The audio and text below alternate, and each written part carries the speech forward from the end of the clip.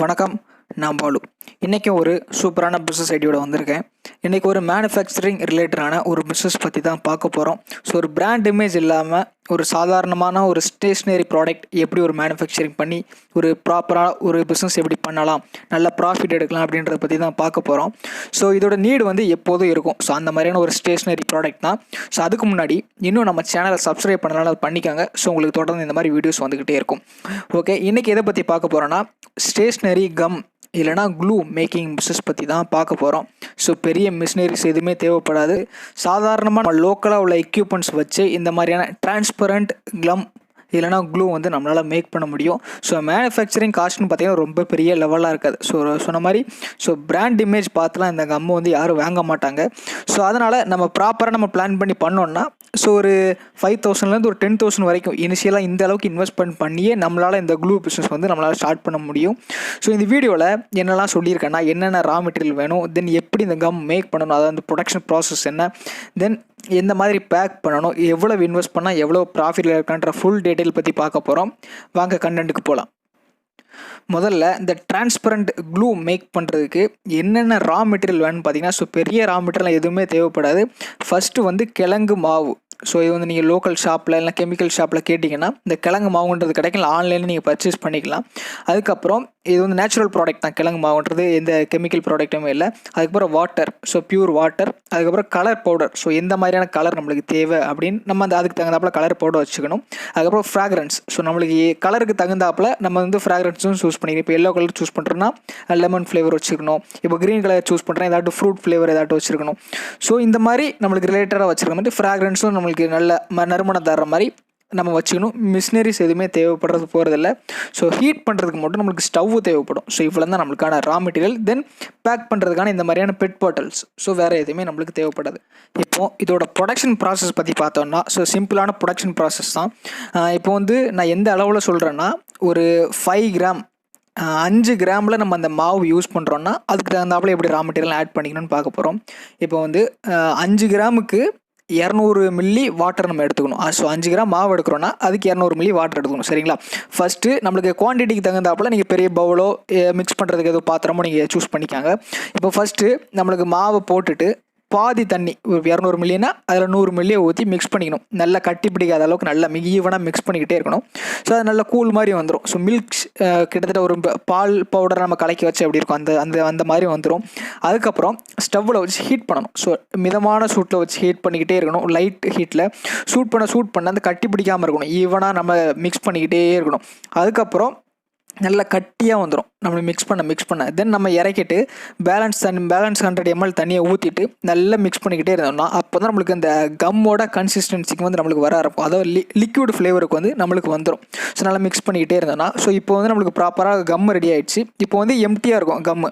இதுக்கப்புறம் நம்ம colour add பண்ணிக்கணும். Blue colour, green colour, yellow colour, red colour. எந்த கலர் நம்மளுக்கு வேணுமோ அந்த கலர் நம்ம ஆட் பண்ணிக்கணும். தென் அதோட ஃப்ராக்ரன்ஸ்.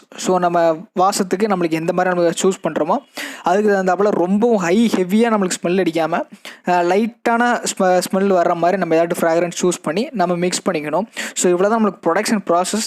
தென் இந்த மாதிரியான பெட் பாட்டில்ஸ் நம்ம ஆர்டர் பண்ணி வாங்கி அதில் நம்ம ஒவ்வொன்றா பேக் பண்ணிக்கணும். இப்போ பாட்டில்ஸ் வந்து மேக்ஸிமம் வந்து 22 ml-லேருந்து 25 ml அந்த அளவில் நம்ம பாட்டில் வாங்கினோன்னா நம்மளுக்கு கரெக்டாக இருக்கும். இந்த மாதிரி வாங்கினா ஒரு பாட்டில் வந்து 5 rupees அந்த மாதிரி நம்மளால் செல் பண்ண முடியும்.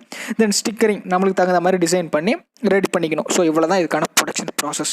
நமக்கு இந்த கம் மேக் பண்ணுறதுக்கு, அதாவது ஒரு 1.5 லிட்டர் 1.5 லிட்டர் மேக் பண்ணுறதுக்கான காஸ்ட் எவ்வளோன்னு பார்த்தீங்கன்னா, ஜஸ்ட் நம்மளுக்கு வந்து ஃப்ளோரு, மாவு, அதுக்கப்புறம் ஃப்ராக்ரன்ஸ், கலர் பவுடர், வாட்டர் எல்லாம் காஸ்ட் எடுத்திங்கன்னா ஒரு 70 rupees. அந்த ரிஜிமலுக்கு நம்ம 1.5 லிட்டர் மேக் பண்ணுறது, கம் மேக் பண்ணுறதுக்கே நம்மளுக்கு ஒரு 70 rupees அந்த லெவலுக்கு தான் நம்மளுக்கு ஆகும். இதுக்கான மொத்த இன்வெஸ்ட்மெண்ட். இனிஷியலாக ஒரு பிஸ்னஸாக நம்ம ஸ்டார்ட் பண்ணணும் போது மாவு வந்து ஒரு 200 rupees, பாட்டில்ஸ் வந்து ஒரு 1000 rupees, கலர், ஃப்ராக்ரன்ஸ் அதுக்கு ஒரு 500, அதர் பேக்கேஜிங் மொத்தமாக பேக் பண்ணுறதுக்கு ஒரு 500. இந்த லெவலில் இருந்தாலே நம்மளால் சிம்பிளாக நம்மளால் வீட்டில் வச்சு நம்மளால் ஸ்டார்ட் பண்ண முடியும். இந்த அளவுக்கு நம்மளுக்கு இன்வெஸ்ட் பண்ணாலே போதும். அதுக்கப்புறம் அதர் காஸ்ட் பார்த்திங்கன்னா ஒரு 1000 rupees நம்மளுக்கு ஹீட் பண்ணுறதுக்கு, டிரான்ஸ்போர்ட்டேஷன் காஸ்ட் அதுக்கெலாம் சேர்த்து ஒரு 1000 rupees ஆகும். தென் இதுக்கான ப்ராஃபிட் நம்மளுக்கு எந்த அளவுக்கு இருக்குன்னு பார்த்தீங்கன்னா, ஒரு பாட்டில் வந்து சொன்ன மாதிரி 22 ml அந்த அளவுக்கு நம்மளுக்கு பிடிக்கும். 22 ml கம் பிடிக்கும். அந்த லெவலில் நம்ம பாட்டில் வாங்கிக்கணும். ஸோ 22 ml பாட்டில் வந்து செல்லிங் காஸ்ட் பார்த்தீங்கன்னா லோக்கல் ஸ்டேஷனரி ஷாப்பில் செல்லிங் காஸ்ட் பார்த்தீங்கன்னா ₹5 அந்த ரேஞ்சில் நம்மளுக்கு செல் பண்ணுறாங்க. பட் நம்ம எவ்வளோ கொடுப்போம்னா ₹3 நம்ம செல் பண்ணணும். ஸோ ஒரு பாட்டில் 22 ml பாட்டில் வந்து ₹3 நம்ம செல் பண்ணுவோம். சரிங்களா? இப்போ நம்மளுக்கு வந்து 1.5 லிட்டர் நம்ம மேக் பண்ணி வச்சுருக்கோம்னா அதிலிருந்து எவ்வளோ பாட்டில் போடலாம்னா 68 பாட்டில் நம்மளால் போட முடியும். 22 ml பாட்டில் வந்து 68 பாட்டில் நம்மளால் போட முடியும். ஸோ 1.5 லிட்டர் மேக் பண்ணுற காஸ்ட்டு ₹70. பட் நம்ம செல்லிங் காஸ்ட்டு பார்த்தீங்கன்னா ₹204 வரைக்கும் நம்மளால் செல் பண்ண முடியும். ₹70 மேக் பண்ண க்ளூவை ₹204 வரைக்கும் மேக் பண்ண முடியும். ஸோ ஒரு லிட்டருக்கே நம்மளுக்கு ₹134 நம்மளால் ஷுவராக நம்மளால் ப்ராஃபிட் எடுக்க முடியும். So other cost transportation cost போனாலும் ஒரு லிட்டருக்கு ₹100 நம்மளால் ப்ராஃபிட் எடுக்க முடியும். ஸோ நீங்கள் எந்த அளவுக்கு எஃபெக்டிவாக செல் பண்ணுறீங்களோ, ஸோ எந்த அளவுக்கு மார்க்கெட்டிங் ப்ரொமோஷன்லாம் பண்ணி செல் பண்ணுறீங்களோ அந்த அளவுக்கு நம்மளுக்கு ப்ராஃபிட்டுமே நம்மளுக்கு கணிசமாக இருக்கும். முன்னாடியே சொன்ன மாதிரி இந்த மாதிரி க்ளூ கம்மு வந்து ஜஸ்ட் வந்து யாரும் பிராண்டு பார்த்துலாம் யாரும் வாங்க மாட்டாங்க. ஜஸ்ட் நம்மளுக்கு தேவைக்கு கம்மு அப்படின்னு தான் கேட்டே வாங்குவாங்க. ஸோ அதனால் நம்மளுக்கு இது செல் ஆகுமோ ஆகாதுன்னு இந்த கவலை இந்த ப்ராடக்ட் பொறுத்தவரை இருக்காது.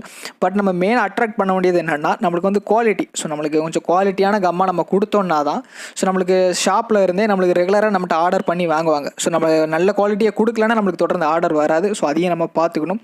இனிஷியலாக நம்ம வந்து எல்லாத்துக்குமே நம்மளுக்கு டேரெக்டாக போய் தான் ஆர்டர் வாங்குற மாதிரி இருக்கும். ஸோ நம்மளுக்கு பையர்ஸ்லாம் யாருமே கிடைக்க மாட்டாங்க. ஸோ எல்லா பிஸ்னஸ்க்கும் அப்படி தான். ஃபஸ்ட்டு ஒரு ப்ராடக்ட்னு எடுத்துட்டிங்கன்னா ஸோ அந்த ப்ராடக்டோட என்ன யூஸ் அதை யார் வாங்குவான்னு சூஸ் பண்ணிக்கிட்டு அவங்கள போய் நம்ம தான் டேரெக்டாக அப்ரோச் பண்ணணும். ஸோ ஒரு பிஸ்னஸ்னு ஆரம்பிக்கிறேன்னா ஃபஸ்ட்டு எல்லாருக்கும் வெளியே தெரியாது. இனிஷியலாக நம்ம தான் தெரியப்படுத்தணும். நம்ம டேரெக்டாக போய் அப்ரோச் பண்ணணும். ஸோ இப்படி ஒரு ப்ராடக்ட் நாங்கள் மேக் பண்ணியிருக்கோம், ஸோ யூஸ் பண்ணி பாருங்கள் அப்படின்னு நம்ம தான் இப்போ ஃபஸ்ட்டு கொடுக்கணும். ஸோ அதுக்கப்புறம் தான் நம்மளுக்கு ஆர்டருக்கு தருவாங்க. ஸோ அதுக்கு தகுந்தாப்பில் நம்ம வந்து பேக் பண்ணி அவங்களுக்கு ரெக்யர்மெண்ட் தகுந்தாப்பில் நம்ம பேக் பண்ணி நம்ம கொடுக்கணும். ஸோ எந்த மாதிரி ஃப்ளேவர்ஸ் கேட்குறாங்க, ஸோ எந்த மாதிரி கன்சிஸ்டன்சியில் கேட்குறாங்கன்ற நம்ம பேக் பண்ணி கொடுக்கணும். ஸோ நம்மளுக்கு நல்ல குவாலிட்டியாக கொடுத்தோன்னா நம்மளுக்கு ரெகுலர் ஆர்டர் வந்துக்கிட்டே இருக்கும். ஸோ நம்மளுக்கு ரா மெட்டீரியல் பார்த்தீங்கன்னா மாவுன்றது நம்ம லோக்கல் ஷாப்லேயே நம்மளுக்கு கிடைக்கும். ஸோ அதுவும் அவைலபிளாக இருக்கும். ஃப்ராக்ரன்ஸு கலர் எல்லாமே சாதாரண ரா மெட்டீரியல்ஸ் தான். ஸோ இது நீங்கள் வந்து நம்ம பர்ச்சேஸ் பண்ணிவிட்டு நம்மளால் ஈஸியாக நம்மளால் ஸ்டார்ட் பண்ண முடியும்.